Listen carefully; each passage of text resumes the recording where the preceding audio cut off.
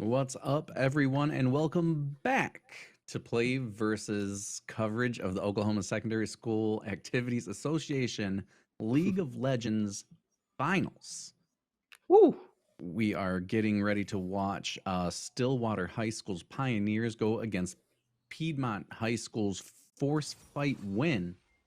And we're going to go right into character selection here, and it should be stated that Piedmont had to beat our friends over at Edmond Memorial High School, who dominated Smash and Rocket League today to get to the point where they are right now. Yeah, dominated is a great way to describe what they've done throughout the Oklahoma Secondary School Activities Association bracket. They've done amazing work, but now we see Force Fight Win versus SHS Pioneers getting into this grand finals. It's going to be a best of 3 as well. So get an opportunity if you drop a game to come back, hit the 2-0, do whatever you have to do to get the dub in the pocket. And this is for the state title. So definitely going to get to see a high level of hunger brought to this game, brought to this experience. I'm loving what I'm seeing across the board right now on picks and bans. We could look at the bands up top: Gragas, Zach, and Amumu taken off by Force Fight Win. SHS Pioneers taking away the Zed, the Swain, the Nocturne, and the Zillion. And we're back to second ban phase after kind of drafting good team comps for scaling from both teams. A nice, good matchup in the top lane, and then kind of like infinite scaling in that Jinx and Kale. The Vagar, infinite scaling as well. And Yasuo, one of those characters that if he pops off, feels like you could not stop this guy. Now, what do you want to see? What are the key points that you want to see that either one of these teams need to focus on to make sure they pull off a win here? Well, the Pioneers got to stay safe. They got to let this Kale get off the ground. She is one of the most easy to bully champions early on in the game. But once you start to get to level 11 and start getting those strong auto attacks that ramp up, you get to level 16 even, where all the abilities just are really abusive. It feels as if there's no way to stop the kind of ball, death ball, if you will, that the Pioneers have kind of started to draft.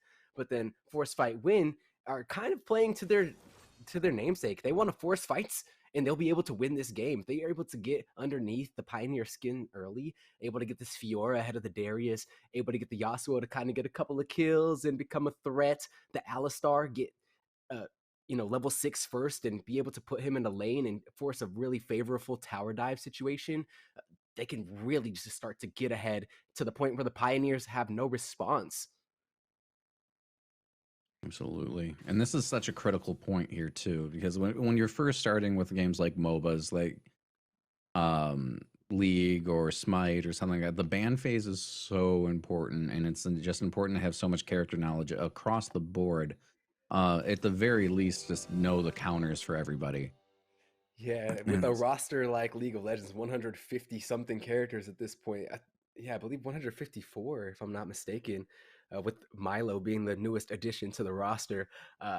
It's kind of impossible to like have the rock, paper, scissors for every single character. You can't even ban everybody that feels kind of broken or OP at the time. So mhm. it's really good, in these bracket situations to be able to do your research. You got to know what the other team likes to play. You have to take that off of the board. And, I'm not sure what these people like to default to, but I assume that research was done by the coaches. Shout out to Daniel Schwager and Anthony Mellendorf, who have been preparing these teams for this grand finals experience. And we're going to get a chance to pan over Summoner's Rift and look at these team comps that, like I said, the Pioneers trying to scale up on these carries, and Force Fight Win trying to dismantle them at every turn in the early game, so that the mid game they have no contest at any of the objectives or any of the places of contention that they'll meet. Awesome. And we have a spectator delay going on of 2 minutes and 45 seconds, it looks like. Love it. Don't want any of the teams to be able to get some information in ear from what's going on the outside. Little 3 minutes just to keep us accountable, keep us honest, and in that time we'll get a chance to look over our battlefield for the day. No matter how many kills you get, no matter how much jungle camps you steal, You have to hit that nexus, that big prize there in front of the rejuvenation well. Gonna need to get the last hit on that nexus, the 50 gold that comes from it if you want to see yourself go up a point and eventually get enough in your team's notches in your team's belt to take home that grand final prize. And we could be looking at some pretty drawn out matches here, depending on what the each team focuses on here. Like you were saying earlier, the if you focus too much on kills, and you're not able to close out the match, that can give the other team an opportunity to exploit that and go for the OBJ. Yeah, and we'll see that more than ever exemplified in this matchup. If Force Fight win, start resting on their laurels because they get ahead early, because they have an easier to execute early game composition, and they start feeling like, oh, this game's autopilot, this game's free. The Pioneers can just start to put up turtle stance, can start to put up that Boston shell, start to keep their opponent away from them for long enough. The Kale absorbing farm, the Jinx starting to get a couple items under her belt, they go in for a team fight where Force Fight win feels like they're just going to roll over them, and the Pioneers hit them with something crazy to the chin that puts them to sleep. They're able to just take back all the structure and all the space that they weren't able to claim early, and then it's an entirely different outlook on the game. Awesome. We're 1 minute away from seeing this. I'm very it's this first game. I'm really anticipating it here because I think we'll have a great idea of what we have to look forward to in the next couple games. To see what kind of skill level or mindset these teams have.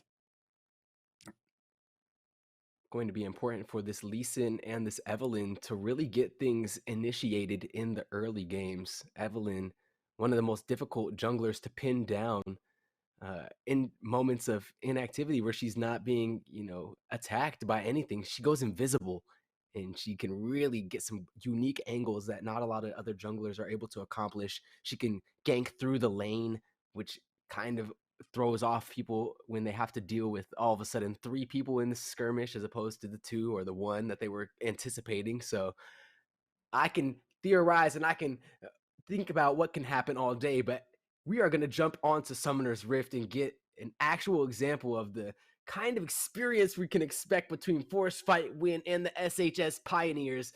One last glance as we get into this game number 1 of Grand Finals. Ooh, let's do it. Seeing some love for Piedmont in the chat. I got love for Stillwater just because, if you're able to make it to Grand Finals through the Stillwaters, I can't wait to see what you can do when it gets rocky.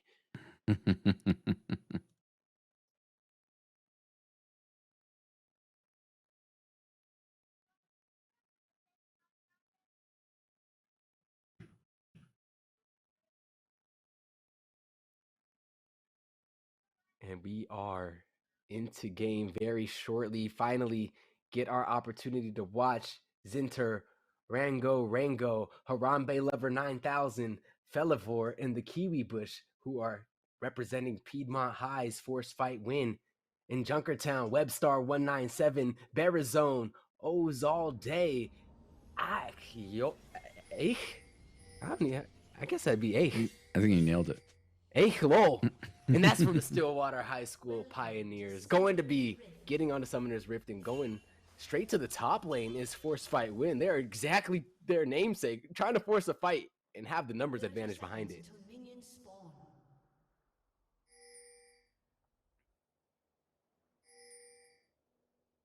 Looks like they are getting, oh no pings on them yet. Those are their own pings. They're kind of pinging at which bush they want to enter. A little bit of vocal comms, a little bit of map action, and it looks like they've gotten all the way inside of this enemy red buff territory, have been spotted by the Evelynn, and the call is to get out of dodge. Do not engage. You do not want to be in the wrong side of Force Fight Win right now, and Evelynn is on the mad dash to get out of here. Might get caught though. Honestly, the baby cage comes out, but it's not going to be enough. That is the Lee Sin Q to connect, and yeah, gonna have to flash out of there. Too much threat. Once those Lee Sin Qs start connecting, the cooldown comes back up. Evelynn definitely in danger, so a very wise flash. Got a little too spicy there. It's gonna be a whole 5 minutes on that cooldown too, so this Lee Sin gonna be provided plenty of agency to start to threaten this Evelynn at every turn. You can even see how low she is just from clearing her jungle, so would not be surprised to see Rango start to go Rango go crazy on the jungle matchup and start to prowl and search and lurk inside of her own jungle for her. It's gonna be a tense 5 minutes.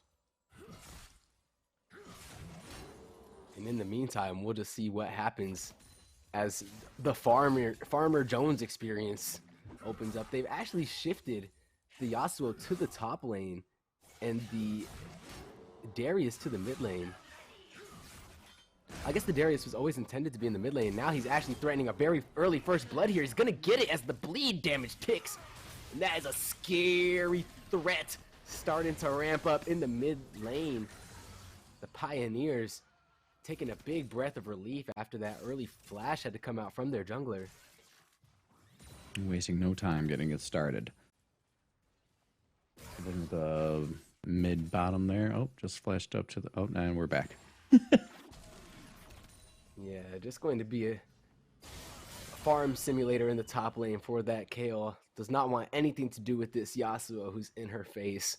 Yasuo, just one of the best duelists. Able to knock you up, lock you down. Speaking of lockdown, the baby cage comes out and the Alistar is there to follow. This Veigar is the AP carry of the team. Going to be getting so much experience and so many stacks being in this bot wave. And it's also afforded that protection from the Alistar. So just a very wise draft choice from Force Fight Win. They're able to get 3 very strong AD carries through the solo lanes and the jungle, and then leave that AP space for the Veigar in the bot lane. And that's going to be a very disadvantageous charm and lockup to eat for this jungler. And that's why you're seeing Rango get dropped down by Barazone. That is a threat of a Darius that's so dangerous now for Force Fight Win to do anything around this character. If he starts to get to 6 and starts to get some resets on the dunks, it is going to be a very unlucky experience.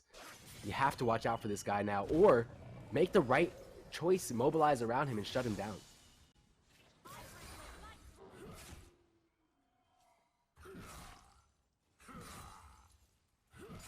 Pioneers are up 2 kills to 0, and it also looks like they're up on the resource game as well. Yeah, they're starting to get farm. They're starting to get a lot of space.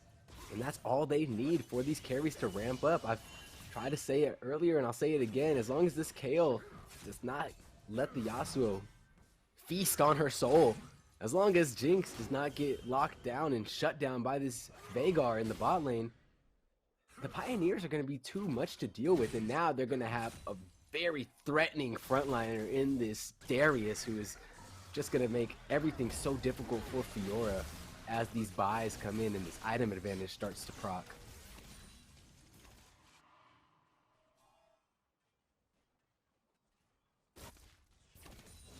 So at this point in the game, we're basically looking at wanting to control the middle and control the resources.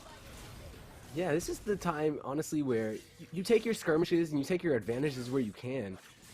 You know, if you make a play and you force an advantage, that's the best place to be, being on the forefront, you know, pushing out your wave, mobilizing together as a unit to shut somebody down once you have the idea of where they're at and the vision around that play, you make it. But in general, you'll see a lot of posturing, a lot of farming like this, where everybody's just trying to get to those item points where they're able to really use their character's strengths to the biggest of their abilities, group together around some objective fights like the Dragon, like the Rift Herald at this point. It's not going to be the Baron quite yet until 20 minutes, but the Rift Herald is basically a huge siege tool. It'll go down the lane like a massive battering ram and take huge chunks out of turrets. You'll see a lot of times once players are able to get that, they go for it. But speaking of a smart play around mid, look at the rotation coming in from that Alistar to start this shutdown on the Darius, and it's gonna happen. What a great exhaust and huge pulverized headbutt to put Darius behind enemy lines even further, allowing for Fiora to fully take advantage of the ultimate, get the healing, get the kill, and that is everything that Force Fight Win needed to start to mount a comeback in what was starting to become a huge disadvantage. They're only less than 1,000 gold down now. Yeah, it definitely looks like this is starting off to, well, getting to the point now where it's not as one-sided as we've seen in our previous titles today. Yeah, we have some resilient League of Legends teams right here, and through this early game, we're coming out relatively even. I guess it's less even when you factor in the fact that Force Fight Win needs to get ahead of the Pioneers. They need to be the ones that are able to dictate the pace through the mid game, as opposed to letting the Pioneers continue to ramp up and play this style.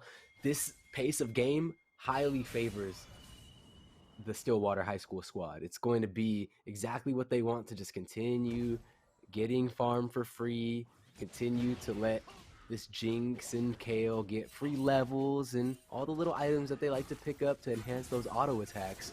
But they're going to mobilize on top of the dragon as well, and that will be amazing to have this Hex Tech dragon making their auto attacks even more dangerous. And just like that, the attempted Baron Steel turns into a huge pick for the Pioneers, forcing this Veigar to flash away from the situation. Does not want to become an additional death into the pockets of the Pioneers, who are doing an amazing job in this early game. Yeah, Force Fight Wood definitely seems like they're on their heels right now.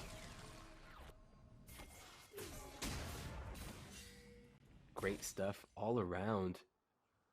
Both teams finding their chance and their opportunity where they can, but I would definitely have to give this early game lead to the Pioneers. Like I said, it is so fitting for them to be able to walk out with the gold lead as we crest the 9-minute mark and start to get into 12, 15 minutes. This is going to be a nice skirmish in the bot lane, and the Veigar has a couple of bursts of damage to come out, but you cannot have that continued DPS like this Jinx can, and that is exactly why we're seeing them win that fight and be able to walk away safely. Yasuo trying to go crazy up here, not taking that little bit of an opportunity though with the tornado knockup, going to not want to put himself in harm's way and get locked under that tower, as that Kale still had an ultimate. Could have continued to save this Evelyn even if the Yasuo goes down. Even if this Yasuo dives Kale under the turret right now, still not going to be able to come away with much, as the Kale can ult herself and get a huge outplay. How do you can you speak to, like, when you're beginning to play League and you have to look at this massive roster of characters? Is it just has to become like a homework? You have to just go through each one until you find one that clicks? Or, I mean, where do you even start with that kind of stuff? Yeah, I'm sure there's plenty of tools that, like, you know, kind of like answer these questions, and what you like to do in a game, how you like to play a game, and it'll give you a couple of character choices. But yeah, at the end of the day, when starting out in League of Legends, I feel like most people just pick whatever just beat them. Like, oh, that must be the strongest thing in the game. I feel like I couldn't do anything against that. So then they buy that character. Then they lose with that character against somebody else. And they're like, oh, man, that must be the most broken character in the game. I got to play that guy. And, you know, a little bit of, you know, trial and error, but end of the day, there is a very strong meta that's fleshed out from the professional league. They have teams and organizations. I can't even talk about that because this is a massive pop-off for the Darius, as they do grab that Rift Herald fight and clean it up. The Rift Herald was secured, of course, by Force Fight Win, but they weren't able to force a fight and win after it. They have, unfortunately, been enveloped by this insane Darius. This guy is going crazy. He's popping off. You have to respect him, even though they've had 2 attempts to shut him down. Both of the dives with the Alistar being so clutch, he is still a problem, huge threat.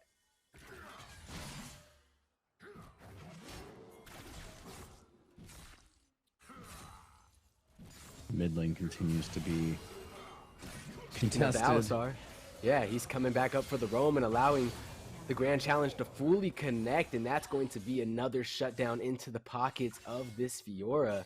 She is going to become a split push threat, and that's going to be amazing for her because she's going to be able to pull one of these important people to keep all together. The Pioneers want to fight as a unit. They want to get all 5 members together and be able to choose where they fight and win that fight.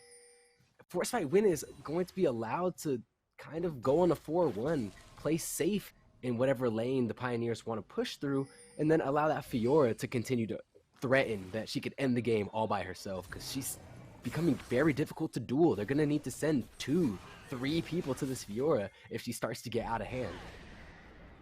And that's why we're seeing the Rift Herald get dropped in the top lane to try to free up this Yasuo and try to allow for him to get near this Alistar on a huge knock-up Kiwi push with the huge ultimate there onto the Jinx.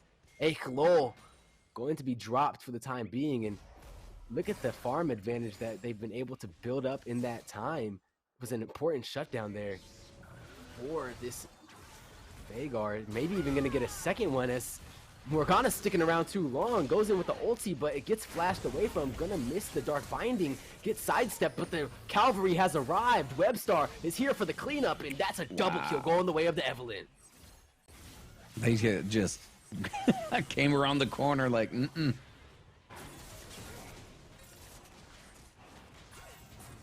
Really clean play there by the Pioneers, calling in Morgana, baiting out the fight just enough.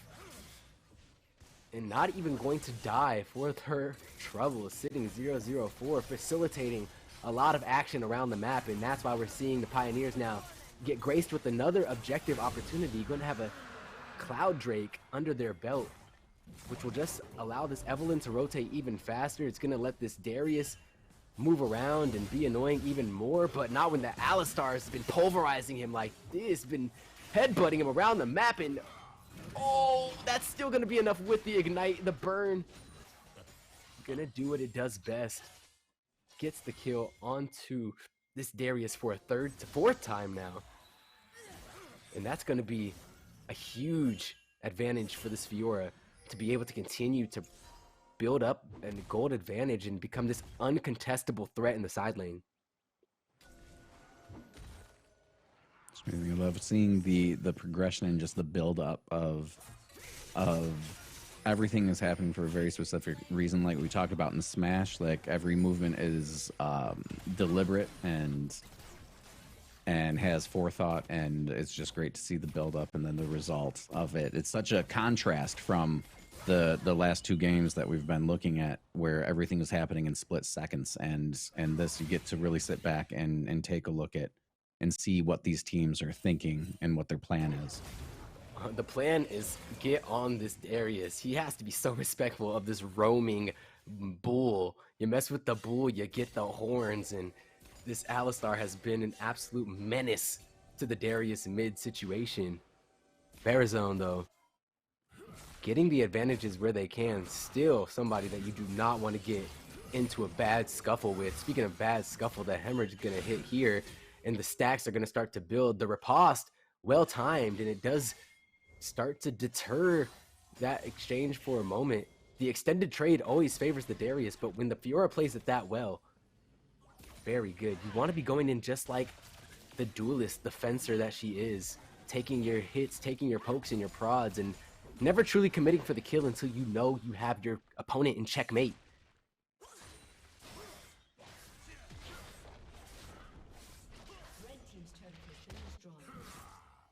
First turret going the way of the top lane, yeah.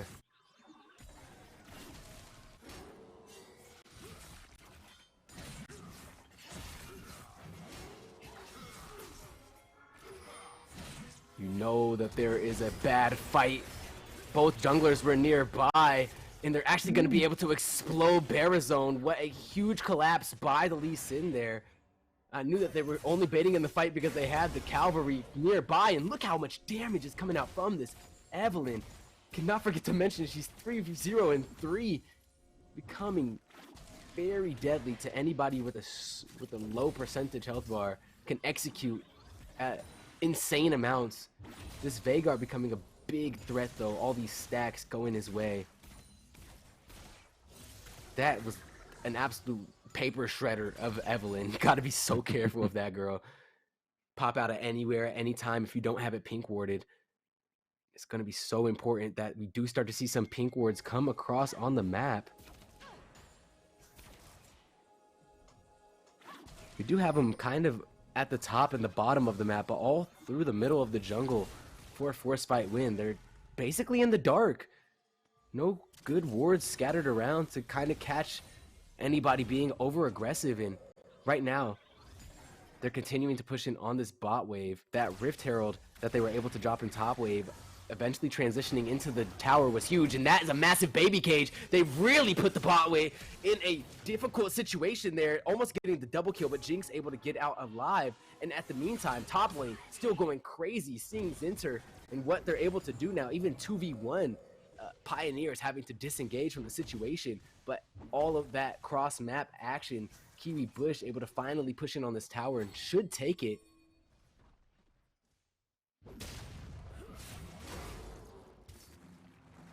A ton of damage. Oh, Barazone probably could have pushed in on that a bit more, but unaware of where Kiwi Bush was.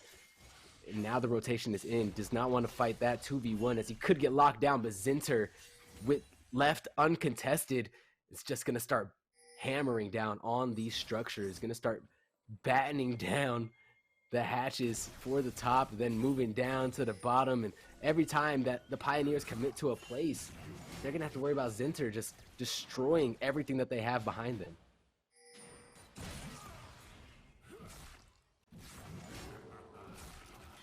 You kind of spoke on it a bit earlier, like how League of Legends, you really get to see things develop over time, and it truly is that game where every decision you make at every minute starts to snowball into a situation for yourself. And Zinter, with a very proactive teleport, does get the grand challenge to fully proc and get some healing for the time being, able to cut off the Jinx with that huge split that they got forced into, and from there are just running down this fight. That's the Pulverize coming out from Felivor to get Barazone locked down. Everyone is around this raid boss. Once he starts getting a reset, he could become in huge danger, but doesn't get the dunk, doesn't get the resets, and that is an ace to come out from Force Fight win. They're able to get the dragon now too and stop that soul timer from the Pioneers from being so early. That is a massive advantage to pull out in the mid game. And Force Fight win, do what they came here to do, force the fight and win. An amazing turnaround for Force Fight win right now. Absolutely insane way to open up this mid game.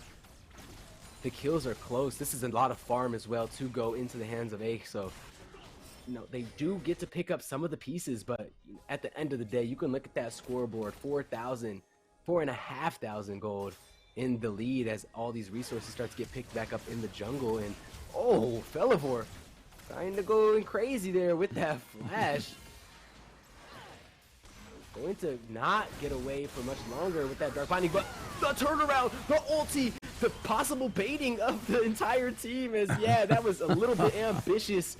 They had just came back off that loss, and there was a lot of people in the area, so Pioneers given a lot of territory right back after they have lost that fight. There's a flash as well from Kiwi.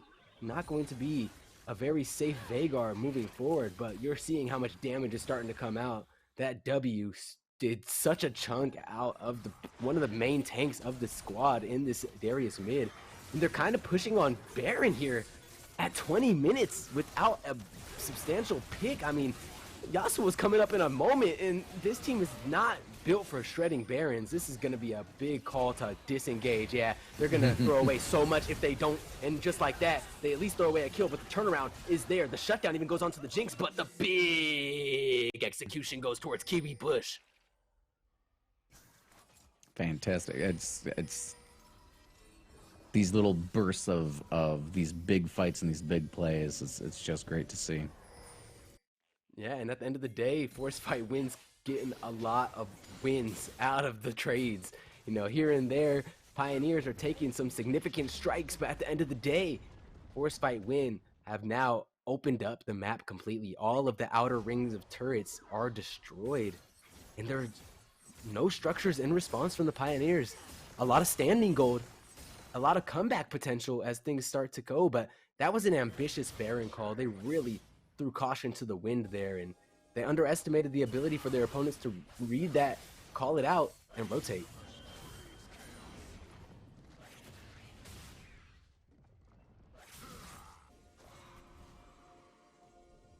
get a bit of a lull in the action as things clear up. Some clearing out of vision from the support of the Pioneers. Been doing a great job on this Morgana, honestly. One of the all-stars of the team thus far. The Evelyn finally getting shut down as well. Webstar gonna need to play a bit more proactive as opposed to reactive on this Evelyn. And there's no more of a reactive situation to put yourself in than trying to rush a Baron too early. You know, we've been talking about That's unlucky. That's a misclick. Doesn't get a full punish. Not enough people there to rotate. Just gonna be the dark binding and a little slap on the butt for that untimely stasis use on that Zanya's, but all in all, not too much to lose. Just the cooldown that should be back up in about a minute.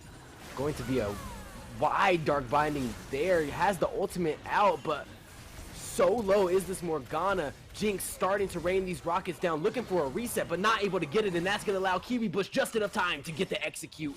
So big that the Alistar is able to survive there. Now Harambe Lover and this Fiora, Zintar going to go absolutely insane to clean up the rest of this fight. Things looking very bleak for the side of the Pioneers because Force Fight Win are able to now push onto this Baron after getting 3 picks. That's a good number of people to take off the map before you go against the Worm. And the damage output on the Barret much higher. They even afforded to let Zintar just continue to push into the top lane and just keep people out of the jungle for that much longer. Not even going to be able to look at this Baron as it gets taken down now. And every single person to Force Fight Win is allotted this massive buff. So this is the point where we're kind of seeing where it's the Baron, kind of who takes down the Baron. You're going to see a lot of you start to get an idea of what's going to happen next, right? Their advantage is up so much. Well, yeah, I mean, the Baron gives so much gold to the team as you kill it. I think it gives you like 1,200 gold. After that, you're getting a bunch of boosts to your damage output, like your attack damage and your ability power both go up. And on top of that, wherever lane they choose to push down, they give a huge buff to the minions. They give a Baron's Blessing to the minions, and that increases the rate at which they fire. It gives them a lot of magic resist, so mages aren't really able to burst down the waves anymore. You have to have somebody with a lot of damage, but right as we try to fight about that, we're talking about this huge fight that's breaking out in front of the Dragon Pit. There's not a fight that the Pioneers want to pick, and we're seeing evidence of that as all of them get eviscerated, as the gap is too big in the wallet. That's a 10,000 gold deficit, and they're walking down the choke point at this team with so much lockdown. Incredible. They're just walking down, doing what they want. 10 kill lead. Yeah, the kills at the end of the day, we've said it time and time again, don't matter, but this space that they're creating with the take of these structures, with the win of all these fights and clearing of all this vision and jungle camps, just snowballing such a lead. Going to be so difficult for the Pioneers to come back. Gonna definitely need to see Force Fight Win close it out though, as they lack a true AD carry. They don't have people that are great for sieging turrets. They have to win fights in order to get the ability to hit on the turrets. This Jinx though, somebody that can take turrets from a distance very safely. Unfortunately for Barazone, is gonna get locked down by 4 members in the jungle, and it is just a death ball. Continuing to fly through at the enemy shutdown on the Yasuo, going the way of this Jinx. Gonna evade the Veigar as well, and that's still gonna be a kill going on to Rango, Rango into the pockets of Oz all day. Great stuff in response to all this pressure that's coming out, but the advantage has been secured. It's still mounting and growing. 12,000 is the lead now for Force Fight Win, and they've pushed the Pioneers all the way into their base. Nothing to hide behind. I'm seeing the beginning of the final push. If the Pioneers are able to weather the next attack though, would be huge. I mean, We already have level 13 on the Kale with some big shutdowns onto this Veigar and the Fiora, and possibly even killing this Yasuo and Lee Sin again. We can see easily this Kale reaching level 16 and starting to become the unkillable demon that this radiant angel can become.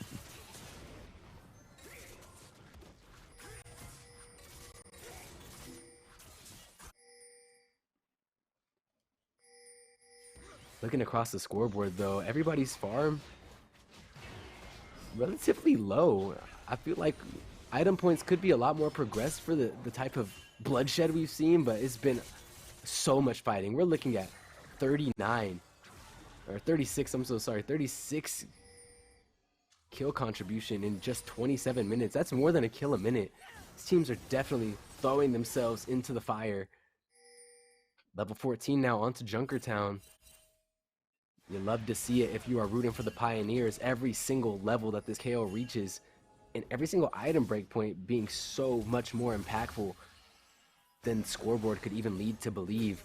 But look at Zinter going so deep for that damage though, and Webstar has rotated. It's going to be a 2v3 as even the Jinx is here, but nothing really leads from it. It's just going to be a disengage and a rotation to come out from Rango. Rango, he's just heading around being a nuisance.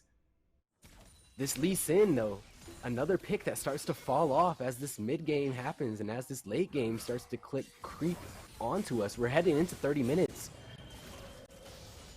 And with the farm numbers being low, it becomes very difficult for Force Fight Win to continue to press the same advantage that they had unless they're able to steal big fights or able to get the Baron buff again. Oh, a little bit of a panic flash there. I think that the Morgana could have saved it. OSSAA, a little bit scared there of what could have followed up, even though most of the knockup in the CC had passed. Zinter waiting for Webstar here and possibly going to get a big pick. Yeah, going to force that ultimate to come out so that Webstar can blink out of the situation. Very dangerous. Yeah, I think we're starting to see a little poke and a little retreat, regroup, rotate, poke, and just seeing where they can break through here. Force Fight Win. Force Fight Win possibly going to be waiting for this dragon to come back up before they do anything too meaningful around the map. That's going to be in 1 minute and 3 seconds based off the timers. Oh, I'm so sorry. That's going to be 20 seconds. I apologize. Got my eyes all over the place. Going to be a good cue for the Force Fight Win team to rotate there and start to establish the positions that they want, as the Pioneers are the second to rotate. Zinter trying to get behind enemy lines here. Going to get collapsed upon, but so much damage to come out. You have to respect it. Barazone pops the ghost, tries to get in the middle to get as much of the Omnivamp as he can, but it's not going to come out in time. There is no way that this fight can go their way. There's too much damage to come out. Huge kill for Junkertown in the backline though. Harambe lever going so deep, but the prize in the dragon still falls into the pockets of Force Fight Win. They now have 3, and in 5 more minutes, they're going to be able to force that huge dragon soul, which will give them a buff not only on their magic resist, on their armor, but a huge shield as time goes on. It's going to regenerate a shield, and I'm not sure where we're at in the game in these next 3 minutes, but I'm sure something must have happened because getting a little bit of our spectator delay before we jump back right into the game. You know, seeing League of Legends always makes me think of esports in general, because League is so synonymous with esports, and I know so many people that have made their careers off of it, their streams off of it, and it just makes me think back to before the MOBA was created. We had the RTS and we had StarCraft. My game was Command and Conquer, Red Alert. But I just love to see. If you can't tell, I'm a very nostalgic person. Like, yeah, no, I love it. You need that vintage vibe, man. You gotta pay your homage to the roots of all this stuff. And you get the same kind of like bursts of action and preparation that you're seeing and everything that you would in watching a StarCraft match. And it's great to see the evolution of the game style.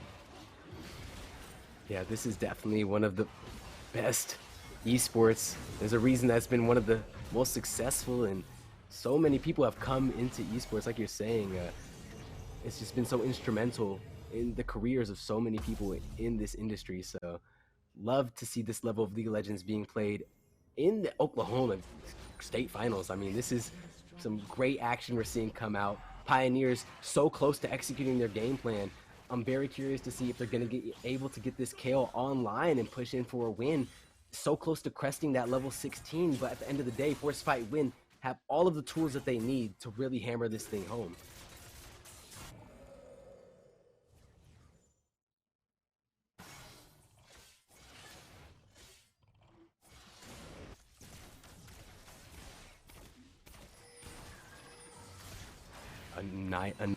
Another push by Force Fight Win.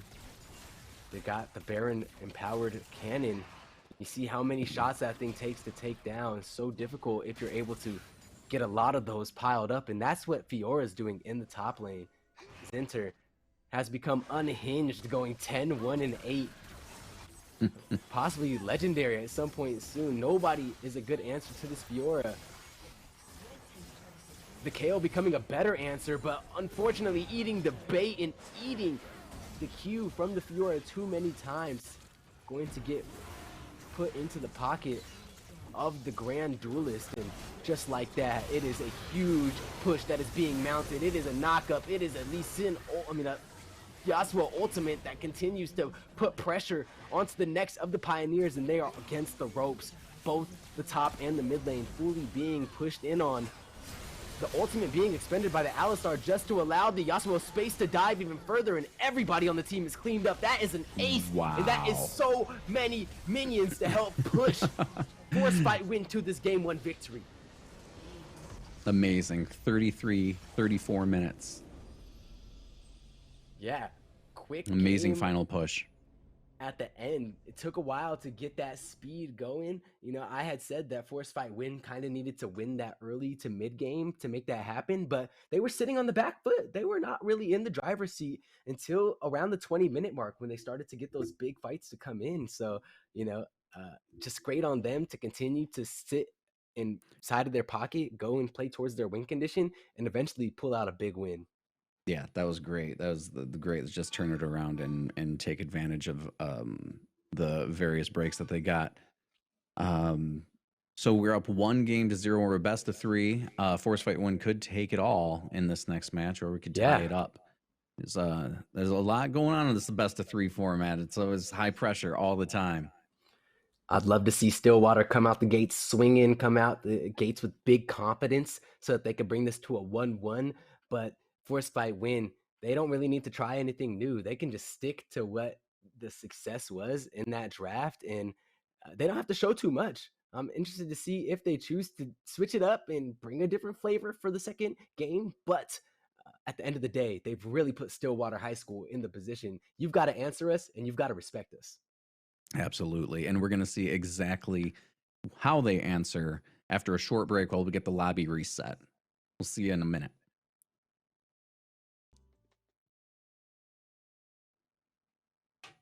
And we're back. We're still here in the grand finals of the Oklahoma Secondary School Activities Associations and PlayVS High School Finals. This is the grands. We're up 1-0 for the Fight Win side from Piedmont. But it's up on Stillwater High School to really do something here in game 2 in their response to try to stop the massive avalanche of pressure that comes out from the Piedmont squad. They've been doing work. They have that mid game there where we saw it just kind of turned around and they got a ton of momentum. Then they got the Baron, and then it kind of just seemed after that they were making all the right choices. Force Fight Win in the driver's seat here. Very similar bans to what we saw in game number 1. Definitely gonna say that those are some target bans then across the board. And with Vagar now off the board, Zed, Nocturne, Zach, Amumu and Gragas, going to be a lot of lockdown and um, roaming potential taken off of the board for now. And of course, that Vagar, which was a huge threat in game one. Yes, as the Pioneers, what would you do as the Pioneers? Would you just try to take all the biggest performers from the last round off the table, or do you kind of stick to your guns and kind of switch it up on your own side? Yeah, I mean, there's definitely some factors that I feel like you have to always respect, and it seems like the Nocturne and the Zed are those. Those are the constants from last ban. But that Vagar is the adaptation which needed to come through. There was way too much space created uh, by Kiwi in the last game. They were able to do way too much with that pick. Stillwater was not enjoying that. So they're going to take it off the board. They're going to get A back on this Jinx, which was almost to critical mass. I mean, that was very close to the point of no return for the Pioneers. They were able to start to get that KO close, kissing that level 16, but just barely denied it. The Force Fight Win squad able to continue to push their advantage just that much further. And they are drafting a team once again, which is going to be so difficult to manage. If they get going here on this Katarina, Kaisa, and Fiora, that's given even more safety in space by this Shen pickup that can literally teleport on them with a massive shield from any place on the map. It's one of the best globals in the entire game.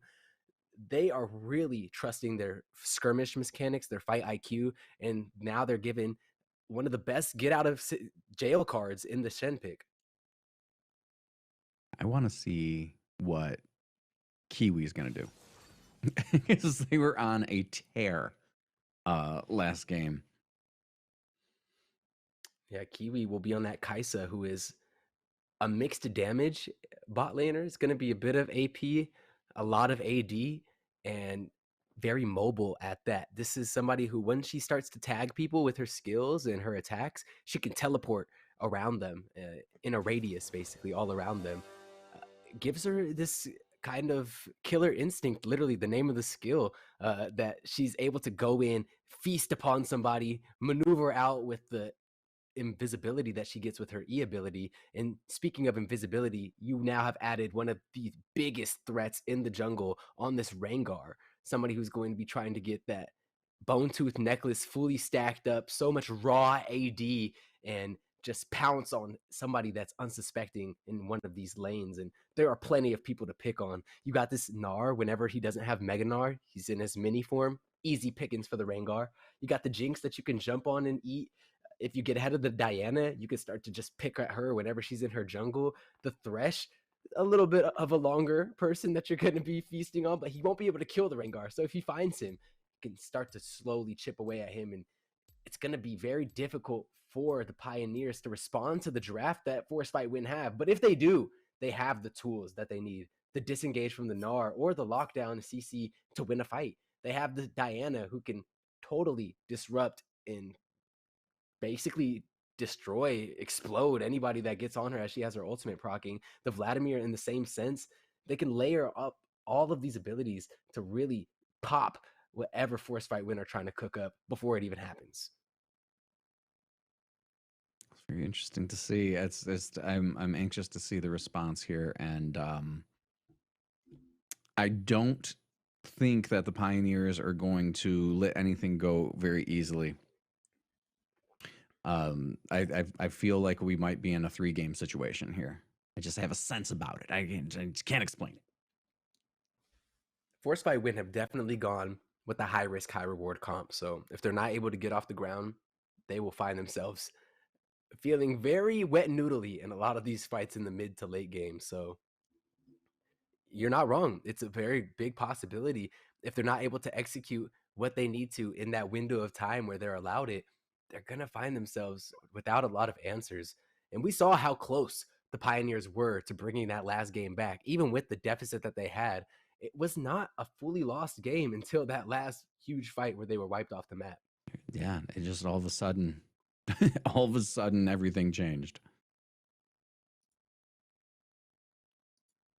Going to be just 1 minute and 30 seconds left of this spectator delay as we get our beautiful pan over Summoner's Rift in the background and a moment to breathe. And gather our thoughts about these these two very different compositions, high contrast in the form of one is looking for picks and to push small windows of opportunity, whereas once again the Pioneers are looking to bring it to a 5v5. They're looking to really have everybody exactly where they want them and use their abilities to place them there when they get into the fight situation, and then from there fully take over, getting all 5 members of the enemy team wiped off the map.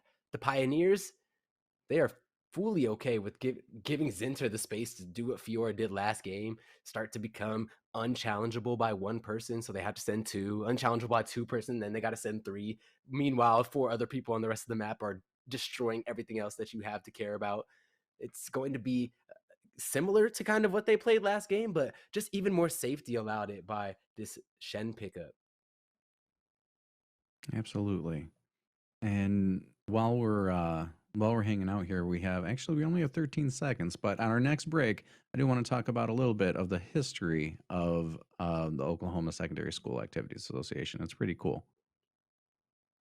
One of the best that are have ever done it and the best that are currently doing it. I mean, look at the talent, the level of this young talent that's coming out and performing all throughout the day. We started with the Rocket League, we moved over to the Super Smash Bros, but the grand finale on the day, possibly the final game of the day here, as Force Fight Win have themselves in a add-in situation. This is the Oklahoma Secondary School Activities Association's grand finals of their high school state competition that they bring together with PlayVS. And this could be the final game of it, going to be panning over Summoner's Rift before we jump on and see who wants to more. Pioneers, will they be able to get their footing? Will they be able to fight back? Have Coach Dan get in their ear? What do you expect, Cup? Oh man, what I want to see is the same thing we saw in the beginning from the Pioneers. They had early control, and they just need to change up their mid game. It seems like, and just to keep that momentum going through, because it looked like they were off to a really good early start. And I think they can do the same thing again. They just got to convert on the mid game. Important for them to be consistent, important for them to understand the magnitude of every decision they make early as well. They did a great job securing what seemed to be enough early to get their hyper carries positioned to scale, but they fell a little short, like you're saying, in that mid game transition. They took a very unfortunate look at that Baron, baited them into non existence, and they got cleaned up in that fight, which allowed Force Fight Win to have exactly the stranglehold they needed on the game. Will they make another mistake like that? It's even more stressful to make any decision knowing that it could be the decision that ends your tournament run. But that fear has to be channeled into even more drive that every decision you're making is the right one to make this comeback happen. And you are right, though. It seemed like the Baron baiting was kind of the turning point there. They just weren't quite right with the timing. Well, Baron also just applies a massive debuff to your team, shreds your armor, your magic resist, and that's just a supplement to the amount of damage that it does by itself too. He's not a worm that rolls over lightly. They've made this definitely an objective that if you take it at a bad time and another team rotates onto you and starts to take some pot shots, starts to get some damage to hand rain down on you, it can become so difficult to get back in that situation. And we saw it really play a difference there. Absolutely, and it added on top of the high risk, high reward of build that Force Fight One had, and they were just able to capitalize on it and almost double down on that reward of the combine of the Baron, and we already got something going on. Yeah, I got a kitty that's trying to get frisky. The rotation, the response was there though from the Pioneers. The Pioneers are on the blue side. Don't be baited by those banners up top right now. Force Fight Win going to be on the red side of the map, and the Pioneers playing from that blue side. And Rengar, okay with taking a little bit of abuse because he will definitely heal all of that right back up inside of the jungle. Diana, somebody that definitely does not like being low in the jungle. He can start to prey on this Diana if she does not get some help, or get some health, rather. And you'll see if this is the aggressive kitty that seems to be the namesake of this jungler. You don't name yourself Rengo for nothing.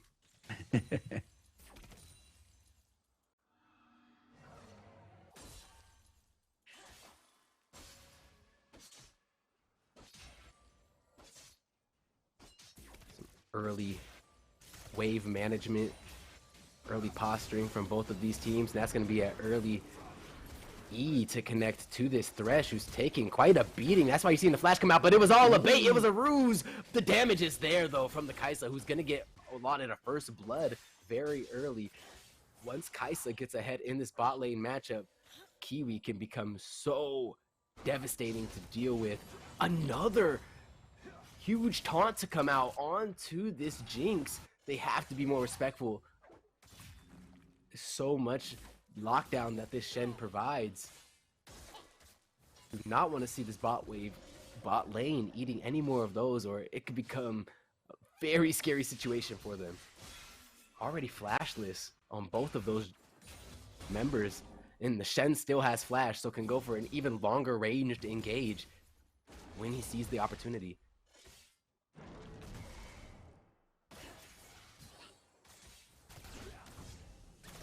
Yeah, I've always been aware of League of Legends, and obviously, as we spoke about earlier, that's impact and everything. But I started paying attention again as it was most likely designed when the show came out, Arcane. Did you watch that? You know, I've I've literally played League of Legends since I believe 2008, 2008. But I did not finish that show. I'm not a big show watcher. Every time I watch a show, I'm just like, I could be climbing ladder. Yeah. I could be playing a show in my ranked games. Yeah, for sure. I totally know what you mean. I never finished it either, but I was just so impressed with the animation, and the characters were great and everything. I'd be curious to see the stats of how many new players came to League after the release of that show. Big kill there. Yeah, getting a stack on this Rengar, and that is everything the kitty needed to start to take the driver's seat in this game. Even going to help Kai'Sa push this wave out to get a good back timing. But, oh, I like the scrappiness from the Thresh.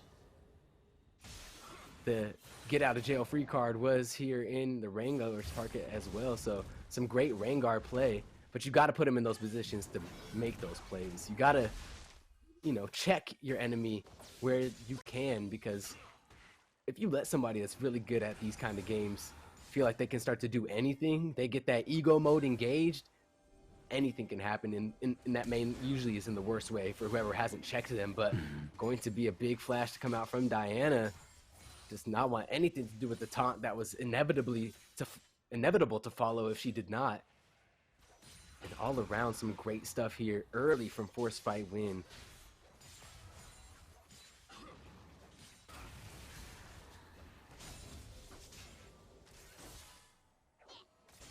You have a small army of minions in the bot lane there. Yeah, I'm interested to see the Shen want to take the fight here, as there is so much of a minion discrepancy, like you're saying. All of those adding so much damage to the early level fights. But Belivore feeling comfortable. Belivore now posturing to get a taunt that will lead to another kill. The boots too already picked up by Kiwi, so much mobility. When that E is used, even more so.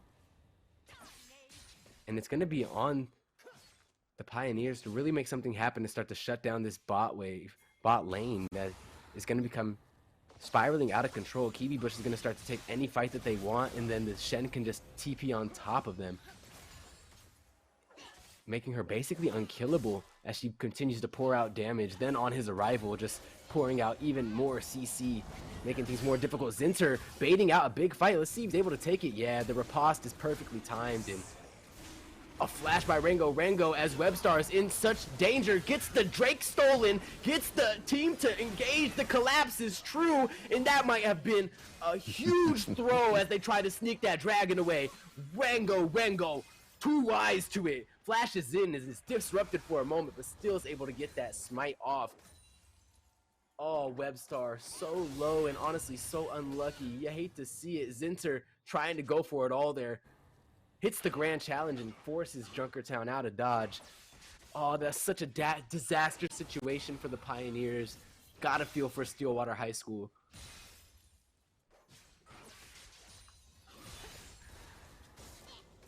They were only 7 minutes in though, so still time to recover, but that was that was a big blow. Yeah, it's just the issue with that type of advantage, and honestly kind of like, you know, one of the more communication shaking losses. You know, it's like you have a good call, everything's going well, you just honestly get unlucky with the rotation, with the timing. You know, just didn't have that little extra second that you needed to get the damage on the Drake before Rengar got there, where you would have been an advantage. But you know, it's just like you said, just a little bit of, you know, of a disadvantage for now. Still very early in the game.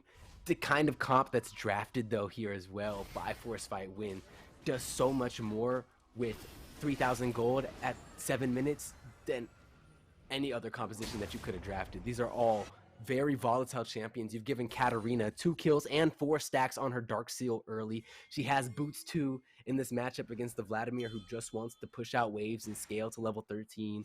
Everything's really difficult to deal with as they have so much damage output and you have nothing to really resist that, and then not enough damage to really choose skirmishes. If Force Fight Win are able to push the right fights at the right time moving forward, SHS Pioneers are left fully at their whim.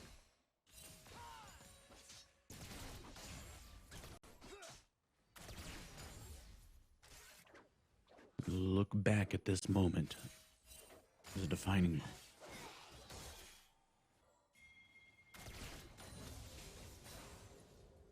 I feel like we're seeing a lot more early action this round as well.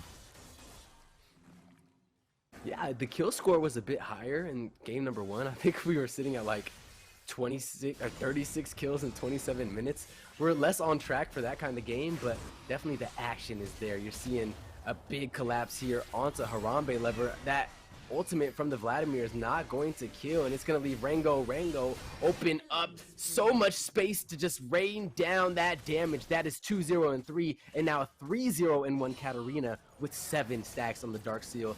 100% to see, expect to see that transitioned into a Magi's, but I can't theorize on builds because we got another scrap going on in the bot wave. Forces Felivor to flash out of that situation. The death sentence is looking really clean thus far by Oswald Day.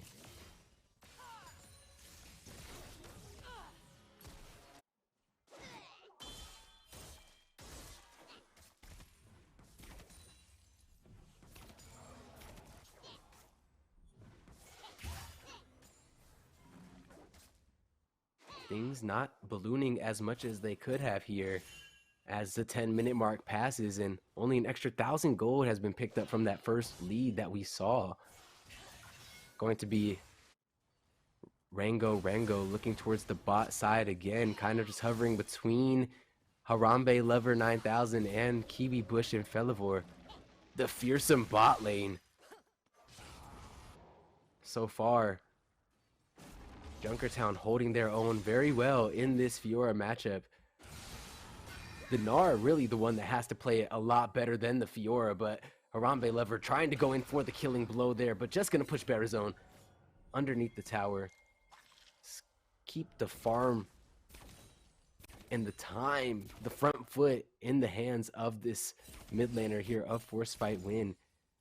Always threatening that rotation too. I like seeing this Katarina go in even further back into darkness. You know, I'm not really seeing the question mark pings come out to warn the team. Of course, they have voice comms going down, but that visual and that audio little signal always helping that much more. Would like to see a bit more action here. Okay, there we go. A little bit of pings on the map now. See some chats. There we go. for his force fight win. I've seen a lot of red pings, you know, so definitely making some ideas. You see them talking about that bot lane as well because the dragon is up. And they have an idea too. They see that Diana and the Gnar are there waiting for this fight. Looks like Rango wants to actually go and trade that for the Rift Herald if possible. Gnar going to teleport back to the top lane, and that allows for Fiora to get this recall and possibly even run down to bot or run straight back to top. Going to use the teleport. Seems a little interesting to me. I feel like they could have saved the teleport there and used it at a time where either a fight was happening to transition there. The Fiora 100% could have ran back to lane without missing anything, but just providing some coverage as well for Rango, who is on this Rift Herald right now. A force fight win with a 5,000 gold lead over the Pioneers, as well as a dragon in their pocket. A dragon in their pocket and a Rango who's trying to stop it in the mid lane, but is actually getting a little caught out. Has to flash out. Webstar going a little deep and eating a bit of abuse. The Katarina going in for the ultimate, but is not going to get any kills. Not going to catch the resets quite yet. Going to actually get shut down. 700 gold into the pocket of the Diana. And Rango also in trouble. You saw the Shen ult have to come out to save the cat. And that is going to be a huge win for the Pioneers. They get a 700 gold shutdown onto this Katarina. Shut down a lot of those Dark Seal stacks as well. Going to take half of those and make it question buying that Magi's. You can't really get that massive snowball potential out when you're already catching yourself getting caught out in little 13-minute exchanges.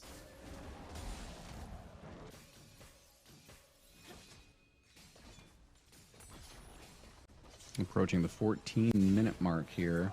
We have 6.5 minutes left for the Drake, it looks like.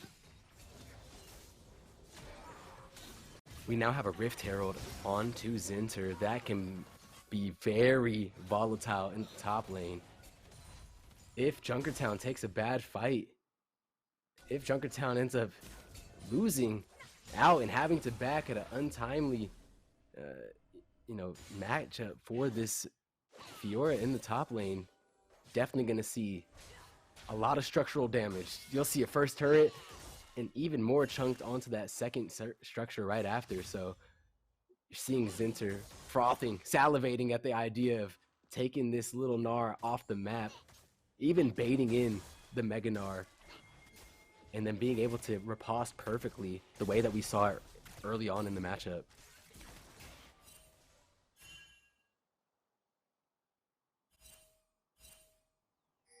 Here comes Cavalry. Oh, they might drop it in mid lane here. They've rotated the Fiora all the way over, and yeah, they're gonna do it. It looks like Harambe Lover is up Webstar for getting that shutdown earlier and is gonna catch him in the rotation of the jungle. Gonna be the first structure going down in the mid lane. Not even gonna need to waste it on the top wave and the Gnar. Just cause as much havoc and let this Katarina be freed up to rotate as much as possible. Just pushing that Vladimir in that much deeper before he gets that really oppressive place that he can feel that he is in at like level 13, level 14. He's not able to be killed. He sustains off you very easy. That Q is off cooldown so quick. He's able to pool as much as he wants. Things can become very difficult and might not even be an issue for the Force Fight Win Squad as they are starting to take. Seeing Felivor look for this opportunity to get behind the tower, but yeah, gonna disengage that as Ozal Day was very close.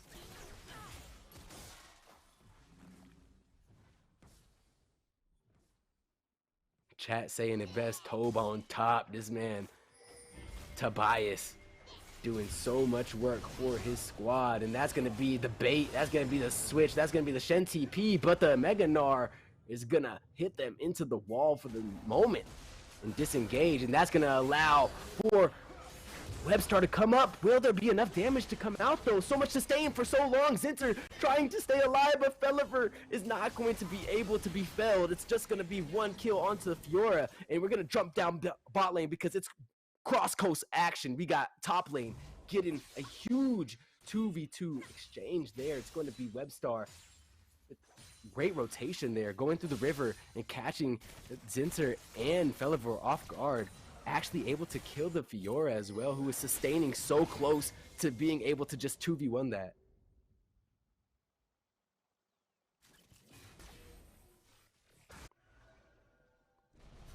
The Eclipse now picked up by Rengar. Gotta be careful. So much lethality now. We'll be able to really make anyone pay. You see the ulti being put out right now, gonna be dodging the death sentence. Jinx getting the back off, not going to be in trouble from the stalking cat, who I believe has a fully stacked necklace, maybe missing one stack. I have to check on that, but we don't see their items. We don't get to see their passives.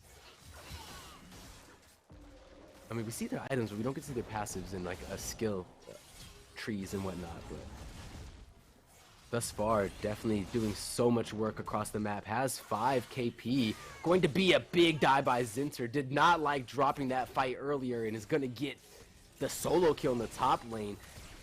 Harambe Lover just there as support. But here is the response. Cross map play coming in. Webstar with the huge ulti. That's the setup. That's the shutdown. That's going to be the Jinx taking home the big payday. And that is everything that the Pioneers needed to start to put their stamp on this game. Unfortunate for them that they had to eat that solo kill in the top lane and eventually that turret as well. Fiora, just such a good split pusher. But what a great response to come out. Huge play from Webstar's Diana. Yeah, the Pioneers are not going down without a fight, that's for sure. Yeah, and Rengar just not there for some of these exchanges. I feel like they would definitely benefit from his presence on. I know he's farming up. You see his farm on the board right now. Literally almost as much as the laners, which is definitely the sign of, you know, 1v9 jungler, but it would also help the rest of the team for him to be there at a bit more of these skirmishes that are popping up around the map. I see you. Going to be at the red buff now, and after that, no doubt looking for a fight. There's only 1 minute left as well to get the Rift Herald. I'd be interested to see if they try to get that before that timer's up. But speaking of timers up, Webstar's timer might be up as you're caught in the jungle by a Fiora. Yeah, you're seeing the Shen ulti come out as well, so there's even more provided coverage. Going to be a huge Vladimir ultimate to try to pop this Fiora. But unfortunately for you, you're dealing with so much Vamp and the Rengar that is also just jumping and prowling through every fight. Going to be time possibly to take that Rift Herald. I'm not sure, like 15-30 seconds to start it, but it doesn't look like they're interested. Looks like they're interested more just getting the lane pressure, going to be getting it started. I'd be very interested to see if he can still take it in the 16 seconds that it'll be up. Yeah, nah, gonna have to leave it. Didn't have enough time. Oh no, still there. Still there. Does he get this? 4, 3, 2, 1. It went away. Did not get that Rift Herald. Figured that that timer was a little too short for the solo. If Fiora would have came, but Fiora not even getting that tier 2 turret in the top lane, so not really sure. Maybe a little bit of a missed opportunity there.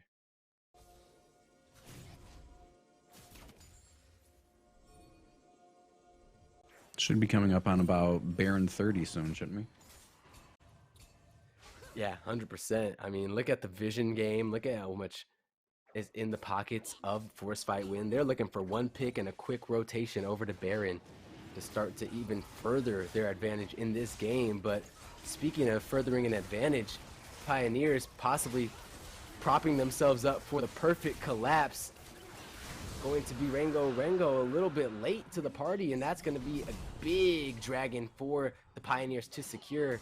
If they're able to stack these Infernal Drakes, would be huge. Webstar eating a massive chunk out of this Rengar's damage, but look at this response from the Pioneers. I said that they want the 5v5 fight, and look how it favors them. They're doing such an amazing job putting the pressure on, and just like that, cleaning up the entire squad. Only person left to scurry out of there was the kitty with his tail between his legs. An amazing fight for the Pioneers there. And it was just like you said, they want that 5v5. Force fight win. Force fight and lost that an opportunity. They got the dragon. You know, they thought like they could give away the dragon and go for a little bit of a re-engage after. They wasted some abilities. No, there was a perfect opportunity for the Pioneers to pop that Diana ulti, and she had the stopwatch. She was invulnerable. Stasis, you can't touch her. She was putting out damage and exploding the high damage carries of Force Fight Win and not able to eat any damage in response. Just like that, Pioneers blow open the opportunities that, you know, they were basically set for failure. They were on the 1% chance. Now they've opened that up to the 70-30. As Force Fight Win still have a substantial lead, but they have now lost the Baron, and Pioneers can start to take back so much.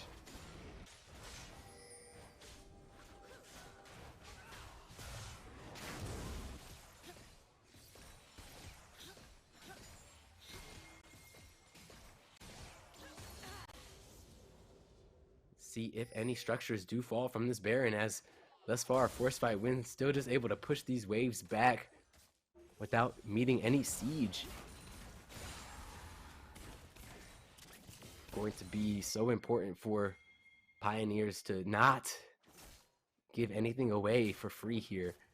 It's okay to let it be a moment of rest and let it be a moment of farm, but you cannot get picked off. You cannot let yourself be the one to lose a structure when you had the Baron. And this is the first chance we'll get to see them hammer down on some turrets here in the mid lane. But Force Fight Win trying to approach from all angles. Harambe Lever cutting off Webstar in the top lane. And that's a Kitty who's looking to pounce. He's not going to get it. He's going to force out the Zanyas. But after that is Harambe Lever. You can't Zanyas twice.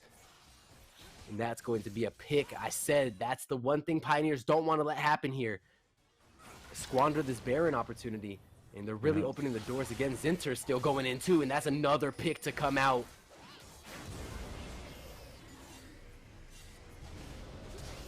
A little bit of a miscommunication there. Rango not knowing that Shen ulti was coming out, started to disengage. But at the end of the day, they still clean it up. Not needing any death further for Force Fight Win if they want to close this game out clean. And even though they've got the Baron buff lost, they are still pushing like they got it in their pocket. This is a huge series of picks that are just snowballing on each other one after one.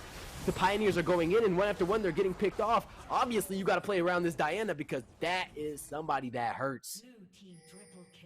The Force Fight Win just countering that Baron advantage was amazing. It was it's not what the Pioneers needed.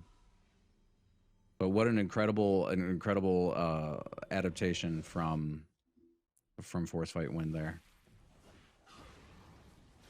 Definitely taking all of their wins where they can get them, and even though they were on the back foot, in theory, you know, on paper, you're down a Baron, you've just lost a huge fight.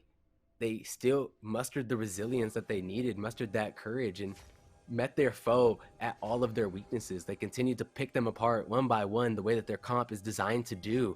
And just like that, continued to bolster their lead. That Baron essentially accomplished nothing. We don't really have one of those graphics that show how much gold was gained during the Baron, but I'm gonna have to assume it was under 1,000.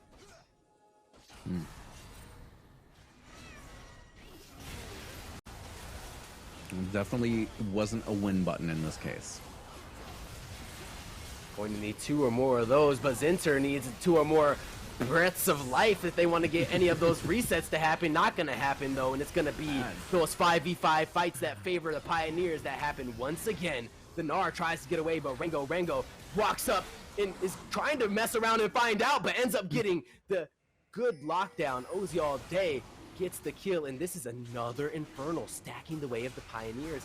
Force Fight Win, maybe forcing fights at the wrong angle, and now this is a lot of extra raw damage into the pockets of the Pioneers.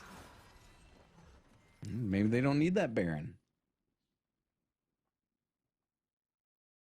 We'll do it a different way.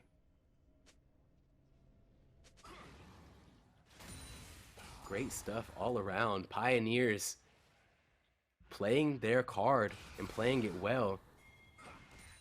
Big close. They're definitely closing the gap in the resources game quickly. Going to be so important here for the Pioneers to just keep a steady hand. You cannot let yourself get overzealous because you're starting to win some fights. At the end of the day, it's a lot easier for Force Fight Win to win these fights in this mid game. They still have the items that they needed. It's not like they didn't get the advantage. They're just throwing away some opportunities. You have to keep yourself level.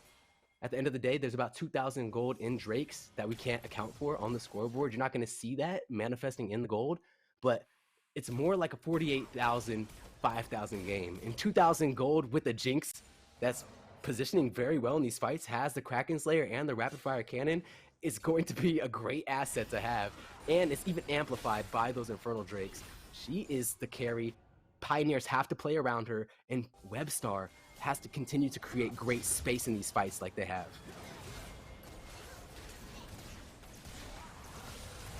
And collapsing on Felliver. Going for some vision, but becoming easy pickings for the squad. Going to be Felliver falling, and it's going to be important for Zinter to be that split push threat and try to win out on one of these fights against whoever they send his way. It looks like Barazone is put on Fiora duty for the time being, but whoever goes there cannot lose the fight to Fiora. That's where everything falls apart for the Pioneers. Like, if Fiora just starts to backdoor and you're deep into the enemy base, you're not gonna out push her. She's just gonna do exactly what she does best and clutch out the game, making it so annoying. So Pioneers have to respect this Fiora. You see Barazone is on the ropes, and that's why we're sending over OSSAA all day to try to take care of business and just threaten off this push a little bit. It's going to allow more space for Force Fight Win to just get plays set up, though. Try to get darkness around these places that the Pioneers like to rotate, and then get one of these picks that will allow them to rotate to the pink worm and get, the purple worm, and get one of these huge pushes that they're not going to be able to get without at this point. Already 28 minutes into the match. It feels like 5. There's been so much going on. League of Legends, just that game. I feel like it's got that dopamine hit just because of how many buttons you press. You always feel like you're doing something. Just to walk, you click like 9,000 times, you know? You're like, oh wow, I'm really playing this game, you know? But at the end of the day, the higher level team is going to learn how to make those clicks matter. Every single one just push towards the win condition that much more. And we're seeing the Pioneers finally get their footing here in this game. Gonna be a great disrupt on that back of Zinter. And yeah, I was saying, it looks like Felliver is a little out of position here. I would totally go in on that death sentence, possibly baiting though. Unfortunately for Ake, he's going too far forward, and Rango will pop him, but the team is kiting back. Barazone is trying to do so much damage, and it's going to be Webstar that actually gets the shutdown onto the Rengar. Felliver, the initial target of the squad, is going to be one of the last to fall, and what a Gnar to come out. Is going to disrupt Harambe for a moment, but this Katarina is dancing. The blades are all over the place, and she's going to have to get out of dodge because she did not know how much burst could still come out of this Vladimir, who has a Rabadon, has a Night Hunter, but look at this Night Harvester, I'm sorry. She also has so much push potential anytime that they go in for these fights. Look at this Fiora damage that Zinter has to totally evade, cannot even deal with, and then instantly gets all the Vamp right back. So much lifesteal. Fiora gets through the bottom tier 3. We got Kaisa opening up the mid tier 3, and now they're going to be able to finally get this dragon number 3, which has eluded them for so long. And already creeping in. I like that they did not take inhibitors as well. It's going to allow for them to kind of synchronize the inhibitor takes if they want to. They can kind of push through top, hopefully win a fight if you're a Force Fight Win team, cheering for the Force Fight Win team. And then from there, they can kind of make all the inhibitors fall at once, flooding in super minions all at the exact same time. It can be like a very devastating combo. You can tie it together with the last push, and becomes very much a 1% opportunity for the team. And Death Sense is going to connect to Zinter here, kind of in a bad position. the cage is gonna come out, and the fancy feet is fully on by Fiora, but it's not enough. The Thresh lives, and for the Thresh living, it will be a Infernal Dragon taken. Force fight win. Looked like they were thinking about collapsing down, but then they were just decided to turn around and get right out of there. Literally, Coach Tony sitting in there, like in the booth, like, no, do not fight this disadvantage, please.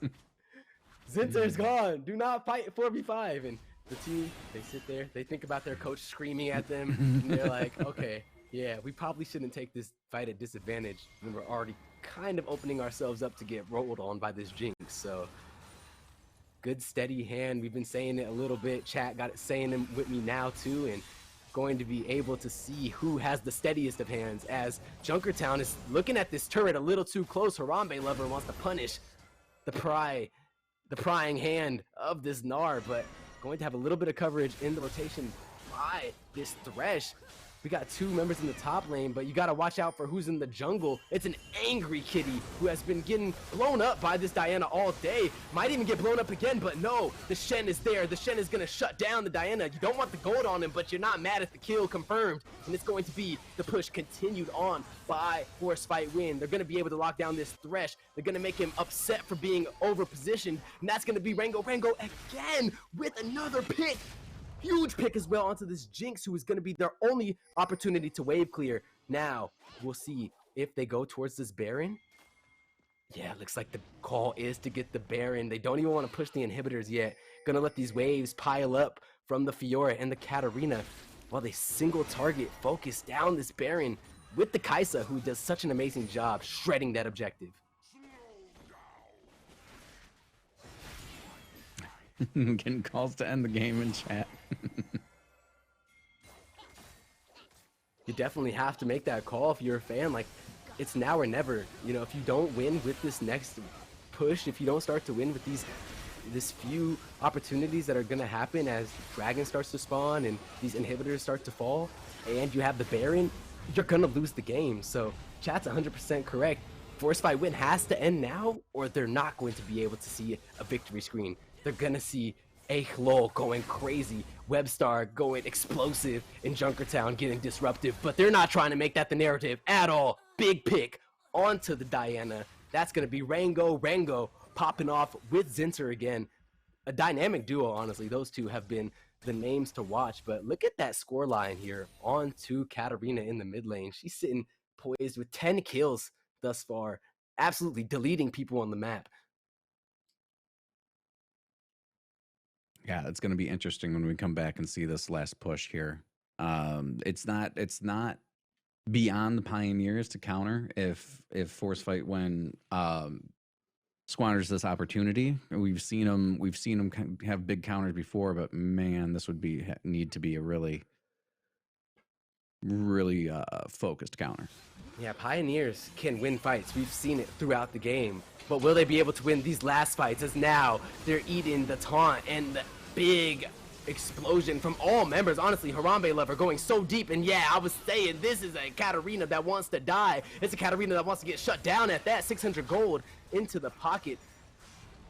Going to be so hard to clear out these cannons, though. You see Zinter just being the bully that Fiora can be. So annoying to try to lock down any of these Force Fight Win members, as their main focus is the structures, and it's going to be so important for them to disengage if they want to continue to get this push off. Good shutdown. Barazone has the ghost on and had enough speed to get caught up to that Shen. Going to be another item that I believe you can buy now. Has a fully Stark Dark Seal, so honestly I would just say get that Magi and roll it to the gods.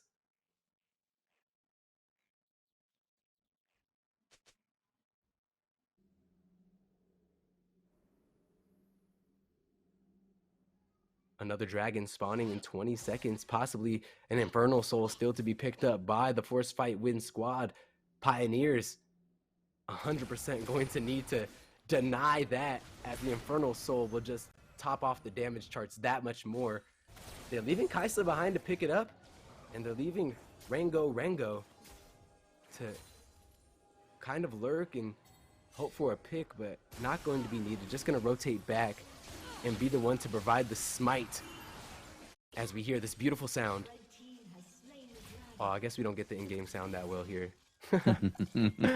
I love the sound when you secure a soul. It's a very ominous sound if you are on the enemy team, and a very victorious sound if you are on the team that secures it. Zinser almost being a 1v4 menace, but not needed because Rango was going to clean up the kill that was dropped. Now, will they be able to lock down this kitty? I think that is quite the cat to try to put on the menu. Look at that taunt from Felivor, lining up the enemy team perfectly to get disrupted from defending their base. No way that they can get home. There's no way home, Spider-Man. You have no place to rest your head. It's gonna be a huge Gnar that almost opens up the comeback, but Rango is going to be so much damage. You cannot shut him down, but he does get shut down. There is too many minions, there's too much pressure, and that is the dub for Force Fight win. Piedmont High School, stand up. Amazing win, amazing finale. That was an incredible that was an incredible last 5 minutes right there. Man. That was awesome. Well done, and congratulations, guys. If you love League of Legends, man, there's no better place to watch it than at this level. I mean, what a game, so explosive, such a journey that we got to be taken on as well. It was awesome to get to take it with you, Cup, as well as everybody that was kicking it with me in chat. You guys were all a treat. I also just want to give a huge thank out, of course, to Oklahoma Secondary Schools Activity Association. They've been instrumental in making this happen, as well as PlayVS, just teaming up and providing this platform for these young talents. It means everything to them, and I'm enjoying as a spectator, and being a part of it means even more. Yeah, it's been amazing, and that's not all the action that we have. We're going to take a short week-long break, and we're coming back April 24th with some more Rocket League, League of Legends, and Smash Brothers, but we're adding Overwatch 2 to the docket, starting at 1 p.m. Pacific time is when we get kicked off, starting April 24th. I'm excited, and it was a pleasure working with you, Mr. Champ. Hey, thank you. And it has been a pleasure hanging out with all of you. As Aussie said, thank you so much to everybody. Thank you to PlayVS, and thank you for Oklahoma State for bringing the best to Twitch chat today. And we will see you next week. Peace.